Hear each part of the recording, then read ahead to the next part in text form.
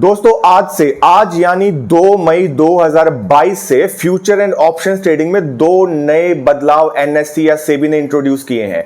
इन दो बदलावों को लागू कर दिया है दोस्तों आज से, यानी आज से अगर आप फ्यूचर एंड ऑप्शंस में ट्रेडिंग करेंगे तो ये दो बदलाव आपको जानना बहुत जरूरी है दोस्तों। और ये वीडियो उन लोगों के लिए बहुत जरूरी है जो रेगुलर बेसिस पे ट्रेडिंग करते हैं।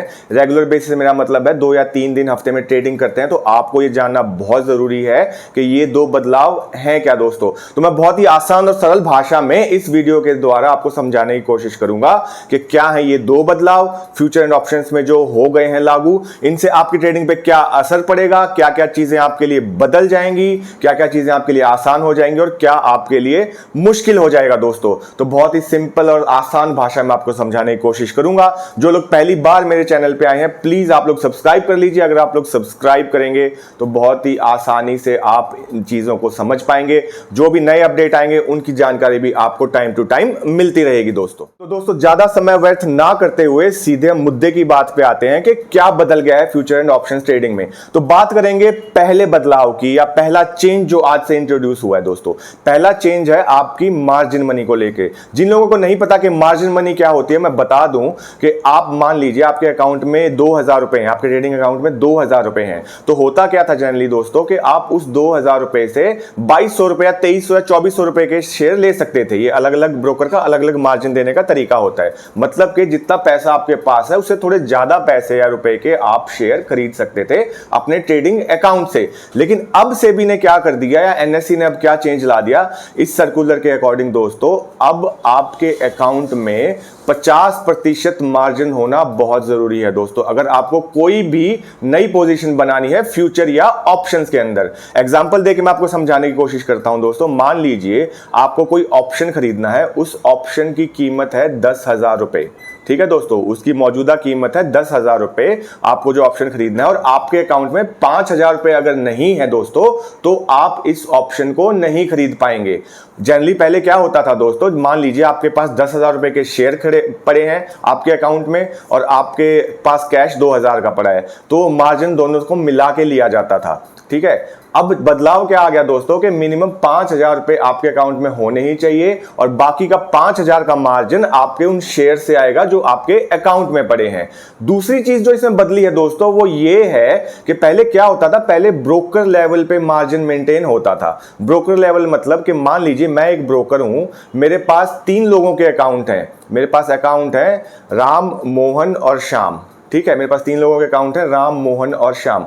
अब मान लीजिए राम के पास मार्जिन पड़ा है 10,000 रुपए, मोहन के पास मार्जिन पड़ा है 10,000 रुपए, श्याम के पास मान लीजिए 10,000 रुपए मार्जिन नहीं पड़ा, उसके पास सिर्फ 5,000 मार्जिन पड़ा है। तो ब्रोकर क्या करता था, जो इन दोनों का मार्जिन था राम और मोहन का, उससे श्याम की मदद करके श्याम के शेयर खरीदने में उसकी हेल्प कर देता था। तो उस तरीके से क्या होता था, जो श्याम था उसके पास हालांकि सिर्फ 5,000 ही मार्जिन है लेकिन फिर भी वो राम और श्याम के मार्जिन से अपने शेयर खरीद सकता था। लेकिन अब उसको बिल्कुल बंद कर दिया गया है। अब इंडिविजुअली मतलब राम का मार्जिन अलग होगा, श्याम का मार्जिन अलग होगा और मोहन का मार्जिन अलग होगा।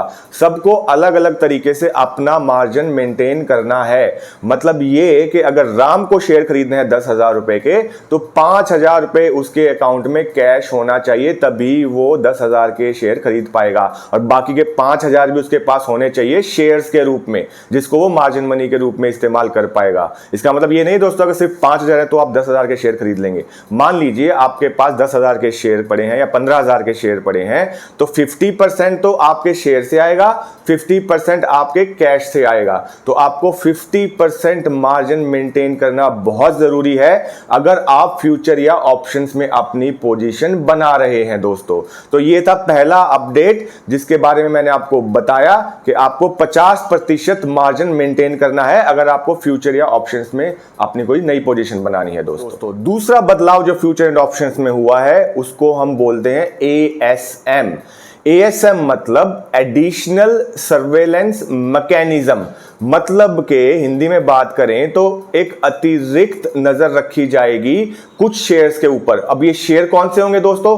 ये शेयर होंगे वो दोस्तों जो मार्केट में बहुत ज्यादा उछल कूद करते हैं। कभी 5% ऊपर चले गए, कभी 10% नीचे गिर गए, 15% फिर ऊपर चले गए। तो जो शेयर बहुत ज्यादा वॉलेटाइल हैं, बहुत ज्यादा उछल कूद करते हैं मार्केट में, उनके ऊपर ये एएसएम लागू हो जाएगा दोस्तों। एडिशनल सर्वेलेंस मैकेनिज्म लागू हो जाएगा, इनके ऊपर ज्यादा नजर रखी जाएगी। अब होगा क्या दोस्तों, इससे आपकी ट्रेडिंग में क्या बदलाव आएगा?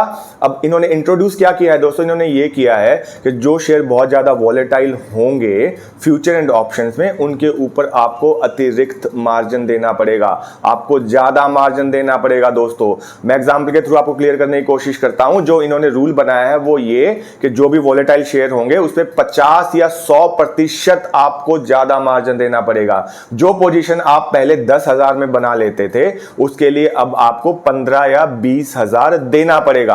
अब ये शेयर कौन से होंगे, ये लिस्ट आपको जारी की जाएगी, आपका ब्रोकर आपको बताएगा। वो अभी क्लियर नहीं हुआ, या एनएससी पे रिपोर्ट प्रकाशित होगी जिसमें आपको पता लगेगा ये शेयर कौन से होंगे। फिलहाल इसको कैसे लागू किया जाएगा दोस्तों, 2 स्लैब बनाई गई हैं। जो शेयर थोड़ा कम वॉलेटाइल होगा उस पर 50% एक्स्ट्रा मार्जिन, जो ज्यादा वॉलेटाइल होगा उस पर 100% एक्स्ट्रा मार्जिन आपको देना पड़ेगा। और ये होगा कैसे दोस्तों, ये डेली बदलता रहेगा। जैसे बैन में शेयर जाते हैं, बदल जाते हैं, निकल जाते हैं, उसी तरीके से ये एएसएम भी अलग अलग शेयर्स पे लागू होगा, डेली बेसिस पे या रेगुलर बेसिस पे। और ये होगा कैसे दोस्तों, सबसे पहले मान लीजिए आज कोई शेयर एएसएम में चला गया तो उसको रिव्यू किया जाएगा। इसके जाने के अलग अलग स्टेजेस हैं दोस्तों, ये भी समझ लीजिए आप अच्छे तरीके से। मिनिमम ये 5 दिन के लिए एएसएम में जा सकता है, ठीक है दोस्तों, और मैक्सिमम ये 30 दिन के लिए एएसएम में जा सकता है, जहां आपको इसका एक्स्ट्रा मार्जिन देना पड़ेगा।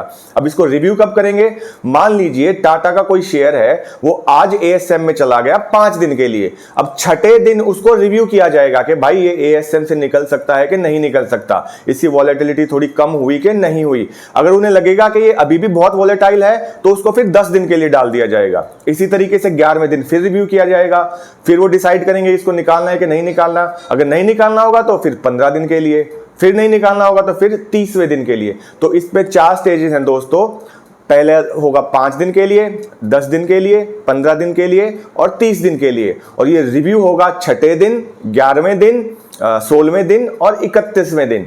और इसमें होगा क्या दोस्तों, जैसा मैंने बताया आपको एक्स्ट्रा मार्जिन देना पड़ेगा दोस्तों। देखिए कैश में पहले ये लागू हो चुका था, कैश में आप 100% मार्जिन शायद आज के दिन आप दे रहे हैं, लेकिन अब ये फ्यूचर एंड ऑप्शंस में भी लागू हो गया दोस्तों। पता नहीं कैसे लोग ट्रेड कर पाएंगे जो बहुत कम पैसे के साथ ट्रेड करते हैं, क्योंकि ऑप्शंस में जाने का मतलब ये होता है दोस्तों कम पैसे के साथ बड़ा ट्रेड लेना।